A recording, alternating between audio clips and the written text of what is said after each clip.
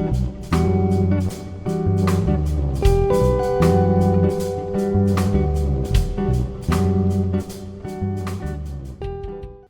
there and welcome to my channel. Welcome back if you're a returning subscriber, or welcome if this is your first time.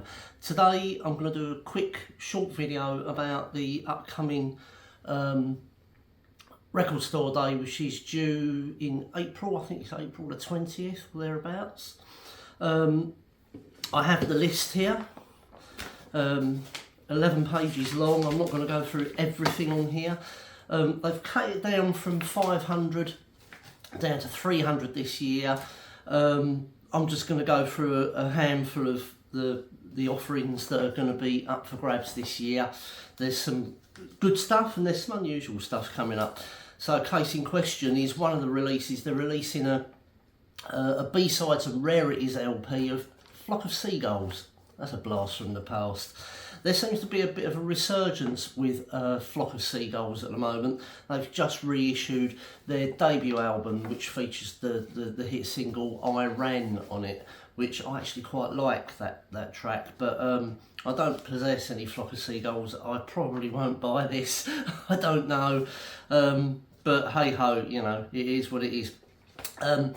Goldfrapp, Alison Goldfrapp has got an EP out. It's a 12-inch EP called, it's just a remix EP. I'm fairly interested in that. I like some Goldfrapp.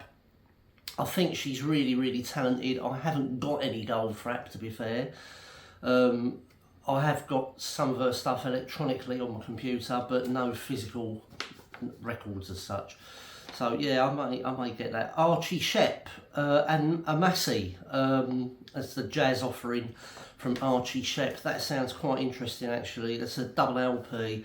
What I have noticed with this record store day list is the majority of the jazz records, or you know, there's a lot of live stuff on here, which is okay, but you know, I'm wondering if they're sort of running out of ideas really, so they're hitting just live performances. Two that I am interested in is Toy Balloon and When the Circus Comes to Town, two LPs by Bert Jansch.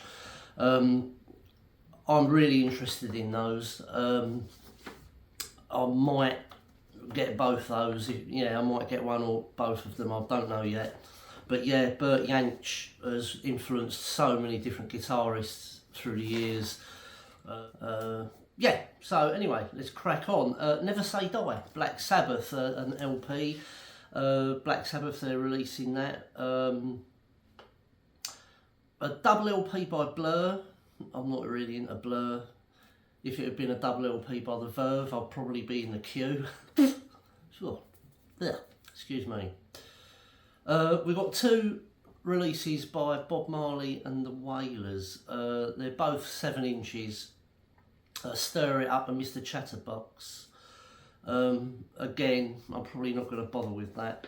One I probably will get is Brian Eno's Forever Voiceless. That's I'm going to get that. Brian Eno, like Eno, a lot.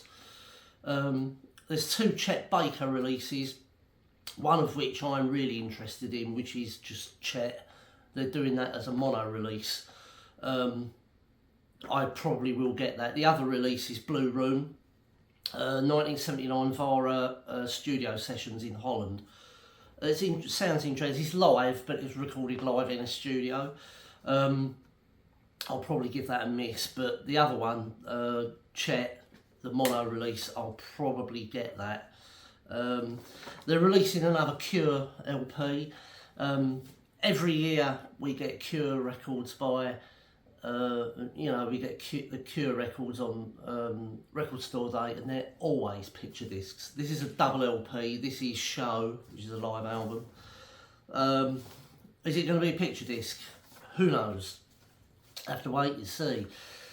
We have the obligatory David Bowie release, which is Laughing with Lisa, the Vocalion and Derham singles 1964 to 67. That is a 5-single box set, a 5 7-inch box set. Yes, it will likely have the Laughing Gnome in it. It's worth getting the box set just for that. The Laughing Gnome. One that I am going to be getting for sure is Urban Urbane by David J. David J being the bass player from Bauhaus. I really like Bauhaus. This is a double album. It's on School Kids Records. I'm likely going to get that. I haven't got a clue what it's like. I've never heard it, but I'm going to get it on a punt because I like Bauhaus, and I like. I've heard some of his previous solo stuff is good.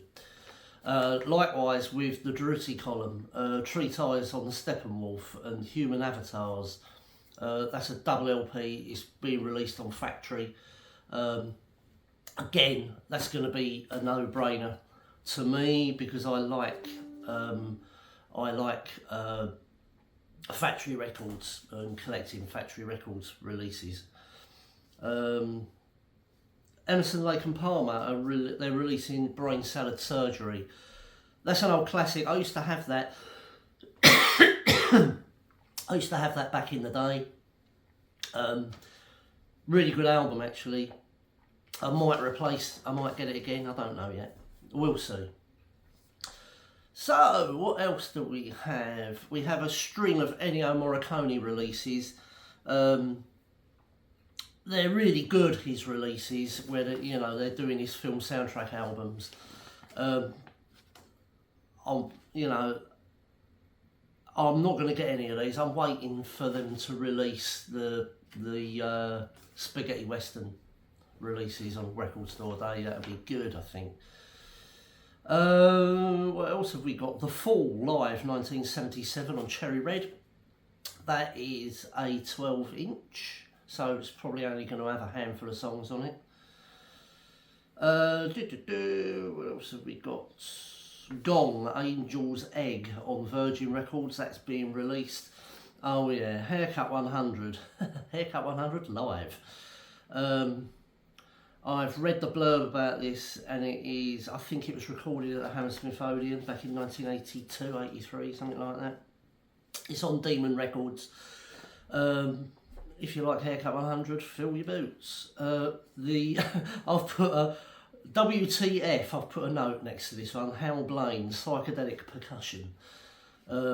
Yeah. I'm not really into Hal Blaine. Yeah.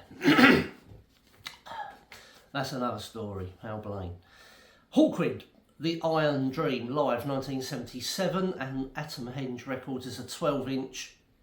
It's not an LP. I'll be interested to know what's on it. I'm probably not going to get it because it's not an LP.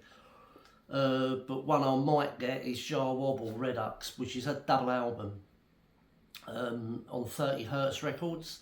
Jar Wobble, obviously ex-bass player from Public Image Limited. Absolutely brilliant bass player. He's like a dub bass player. He's just so good. Just so good. We have a John Lennon release this year. Gimme Some Truth. They're releasing Gimme Some Truth on Apple Records, and it's in it's on a 10-inch box set. So you're getting a load of records that's 10 inches. Beatles completists will buy it just because. I'm not going to bother. I'm not going to bother with that. No way, Jose. What else have we got? Standouts. Oh my god, no, we won't go. Marianne Faithfull, A Secret Life. They're releasing that in 2 flavours, LP and CD. Oh, dearie me. Oh, Paul McCartney on Wings. Red Rose Speedway. They're releasing a half-speed master of Red Rose Speedway by Wings. Or as it is on that record, Paul McCartney and Wings. Those that have watched my other videos will know that Red Rose Speedway is my favourite Wings LP. I love it and can listen to it over and over again and not get bored. It's just one of those records by him that I think it's probably because it's the underdog. Whenever he goes out touring, he very rarely plays anything off this album, if at all. There's a medley on the B-side, which is really, it's a travesty he's never done it live. You know, he should do it live. It's brilliant, absolutely brilliant. In fact, he should follow the lead of a lot of other bands that are going out there now and doing album performances where he performs an album beginning to end. That'd be interesting, you know, because that's something that McCartney's never done. He'll go out and he'll promote a new album and he'll do the hits and stuff like that. But you know what? I think he should go out and do a whole album, and he should do Red Rose Speedway. That'd be really, really good. But I don't think his voice is that much cop now anyway. That's my opinion. Right, so we have a release by the Police. We've got 2 7-inch singles of Every Breath You Take as a little pack. You've got the original single release of it, and you've also got, I think it's a comic relief version. I'm not really 100% sure. One that I am interested in, I'll put a big tick next to, is Beggar's Banquet by the Rolling Stones. I'm not a huge Stones fan, but there's certain albums and records of theirs that I do want to get. You know, I'm not the sort of person that would want to spend the £300 or whatever it is to go out and buy the mono box. That's not me. I'm not that much of an uber fan of the Stones, but I will cherry pick certain LPs, and Beggar's Banquet is one of them. I think it's going to be on coloured vinyl as well, in a similar vein to the Let It Bleed release from a few years back. Let's hope it's not too expensive though, because that Let It Bleed was like £100 and there's only 900 of them. What they haven't put down here is how many there is of each of these releases. At least not on the list.